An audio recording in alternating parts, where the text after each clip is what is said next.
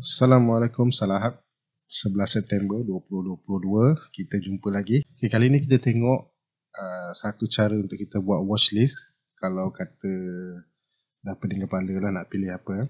So antara broker-broker yang ada kat Malaysia ni yang rajin bagi mengeluarkan dia punya pilihan stok ni untuk setiap tahun, antaranya adalah RHB. Setiap broker ada, boleh check broker yang masing-masing. Cuma selalulah kalau disebut Jewels, sinonim dengan RHB. Jadi saya hari ini menggunakan Investment Banking Top Malaysia Small Cap Companies 20 Jewels 2020 Edition yang dikeluarkan oleh RHB. Kalau ikut sini, market deadline dia ada dia punya dokumen dia. Saya tak pasti apa benda ni, tapi kat bawah ni dia ada tulis for private circulation only. Okay. Kebanyakan broker akan tulis yang begitulah, for private circulation, tapi kita tahulah nama je private, semua orang dapat. Okay. Dalam dokumen ni dia kata macam biasalah, Jewels RHB ada 20. Okay. Edition 2022 dan dokumen ni dikeluarkan kalau tak saya bulan Mei lepas. Okay, kat bawah ni ada dia punya kontak. Mungkin orang yang menyediakan dokumen ini ataupun orang yang kita boleh kontak lah. Bukannya kita kontak tanya kenapa tak naik. Okay. Dan kat bawah ni ada see important disclaimer and disclosure at the end of the report. Okay, ini paling penting. Jadi kita kena turun bawah sekali. Muka surat terakhir dia cerita pasal disclaimer. Okay, yang ni. Okay, investment research disclaimers. RHB has issued this report for information purpose only. Normal lah. This report is intended for circulation among RHB and its affiliates, clients, generally or such person as may be deemed eligible by RHB to receive the report and does not have regard to the specific investment objective, financial situation and the particular needs of any specific person who may receive this report. This report is not intended and should not under any circumstance be construed as an offer or a solicitation of an offer to buy or sell the security referred to in or any related financial instrument. Senang cerita macam ni lah. Panjang ni kalau nak sembang. Sembang dia macam ni. Apa saja dia cerita kat dalam ni hanya untuk information only.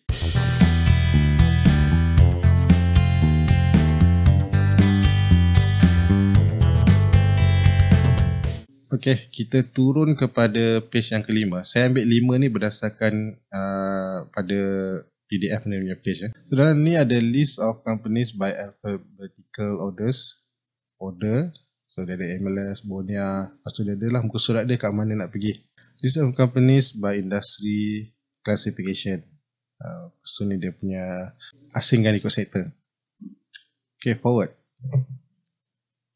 We cherish the launch of the 18th edition of Top Malaysia 20 Jewels 2022, encouraged by the country's transition into the endemic phase after 2 long years of fighting the pandemic. Ni kalau nak baca-bacalah. Kat sini tarikh dia 12 Mei 2022. Sekarang ni dah bulan 9, maknanya dah 4 bulan 5 sampai 4, 9. 5 tambah 4, 9 lah. So dah 4 bulan dokumen ni dikeluarkan. Dan kita tahu market kita sejak bulan Mei tak naik ke atas. Dia ke bawah. Ke bawah. Tapi nampak gaya macam ada sedikit perubahan sikit bermula Ogos itu hari. 20 Jewels at a glance. Okay, ni tadi, yang 20 tadi tu. Untuk yang kolom pertama ni FB, saya rasa FB ni adalah fair value. Okay, untuk yang ini, kita boleh check kat bawah nanti cerita dia. Apa maksud FB? Sebab sini dia tak tulis. Tak ada apa pun yang dia tulis kata FB ni apa. Kalau macam ni kita tahulah market cap, PE, price per book value, dividend yields dengan ROE. Dan cuma ambil 4 year 2020, 21 sebab kita sekarang ni dalam 4 year 22 lah. So ini adalah fair value. bukannya harga semasa yang masa dia buat. Kalau turun balik, ini market capitalization disusun. Kita terus kepada page yang pertama untuk stok yang pertama. Yang disusun ikut ABC adalah MLS Holding. So macam mana nak tahu tadi FB tu maksud dia apa? Ini dikatakan fair value dia RM109.28. Price pada ketika dokumen ni dia buat 66 sen. Okay. Ada banyak cerita dekat dalam ni. Cerita ni macam karangan lah. Karangan apa yang orang ni kata. Kalau kita nak go detail terus, orang kata rajin nak membaca, inilah cerita dia. Sebab berdasarkan cerita ni, kadang-kadang dia menjawab persoalan kita, kenapa stok ni tak naik-naik, ataupun kenapa stok ni tiba-tiba naik, tiba-tiba jalan. Buat masa sekarang ni, kalau kita baca ni, kita harapkan kita lebih menambah pengetahuan lah, bukan setakat menengok harga saja. Bukan apa, untuk dapatkan maklumat yang macam ni, agak sukar kalau kita, contohlah macam saya lah kan, nak mencari benda ni leceh, nak ni semua nak susun apa semua. Jadi bila dia orang dah tolong buatkan macam ni, dah susun cantik-cantik macam ni, so tugas kita cuma baca je lah, terpulang lah. Sebab investment ataupun jual beli bergantung pada kita, bukan pada paper ni. Okay, apa yang kita boleh buat? Macam biasa, kalau kita trading, perkara pertama adalah pemilihan chart. Orang selalu kata pilih chart yang trend, pilih yang FA bagus. Kadang-kadang kita dapat benda tu secara, orang kata secara general je lah masuk.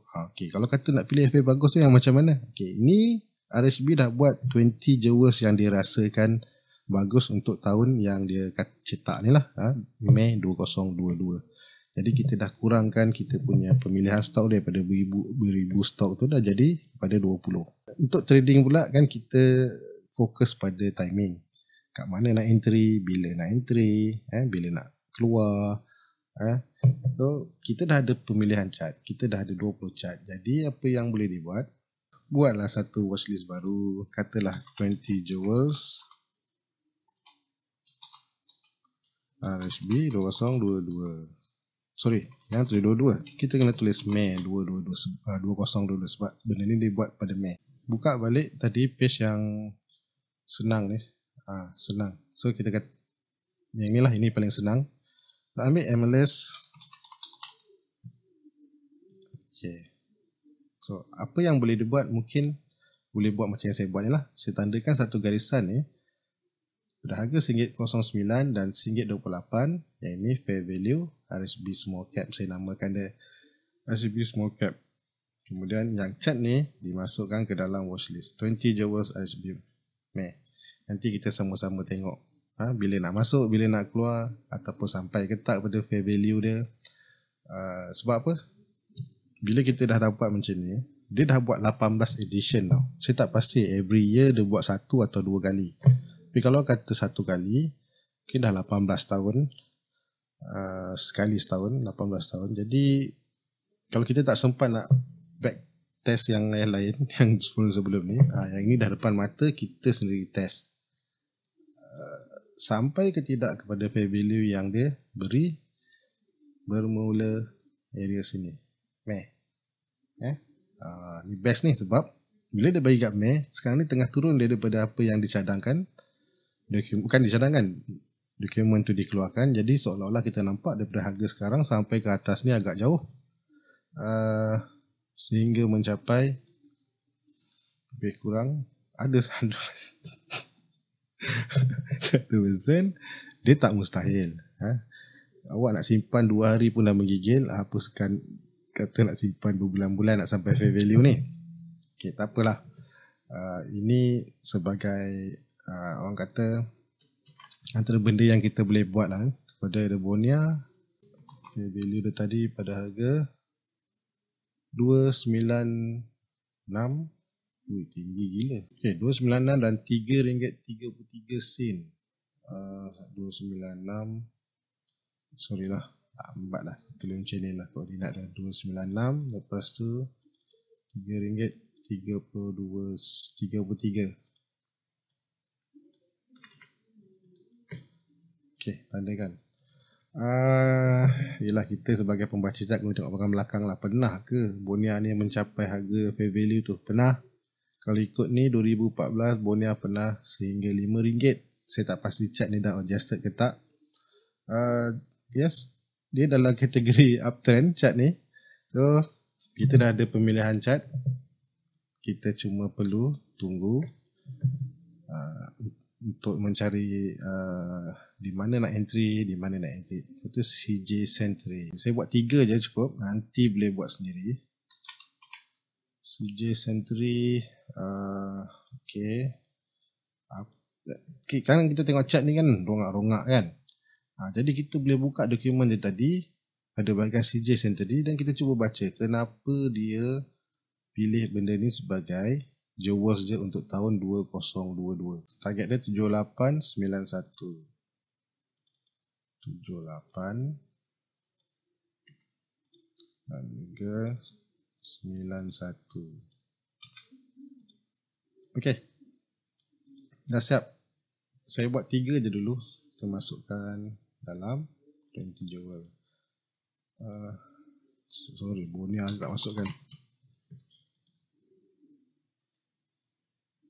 Saya masukkan dalam 20 Jawas. Okey. Untuk keseluruhan selepas ni, awak boleh buat sendiri. Masukkan je semua ni dalam watchlist ni dan gunakanlah dia sebagai guide. Okay. Dalam tu dia tak ada cerita untuk stop loss ya. Dia cuma bagi pada bulan Mei. Mana kita tahu bulan Mei, contohlah macam Bonia ni, Mei kat sini turun. Sekarang ni boleh nampak macam ada high low kan. Tapi kita dah nampak dia punya, dia kata fair value dia. So satu benda yang kita kena ingat, fair value market ni dia tak terlalu nak ikut sangat. Contoh macam stock tu under value dengan fair value dia, lepas tu kita beli, dia terus nak jalan pergi. Dia tak macam tu ya. Dan ada ketika juga bila harga market bila dah sampai fair value, kadang-kadang dia terus lagi. Untuk lain lah advance view dekat tadi view ni kan ada dia punya ni advance view ni. So kita boleh nampak lah kita punya sektor ada 15 sektor, ada 18 industri dan total simbol ada 20. Ini dia punya cerita-cerita dia lah secara umum je lah.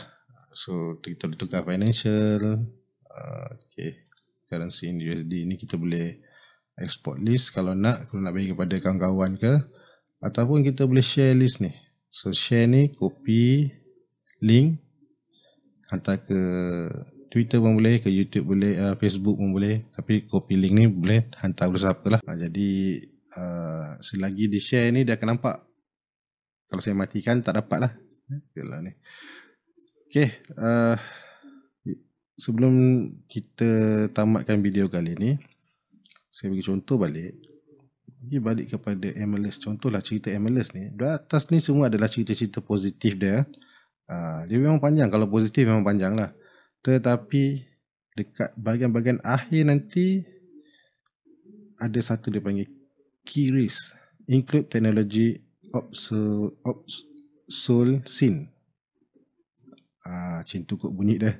Slower market expansion in China, weaker than expected sales and unfavorable FX. FX ni forex lah.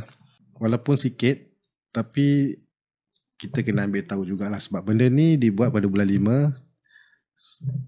Buat masa sekarang bulan 5 sampai bulan 9 ni tak ada cerita banyak kecuali perang memang dah tahu.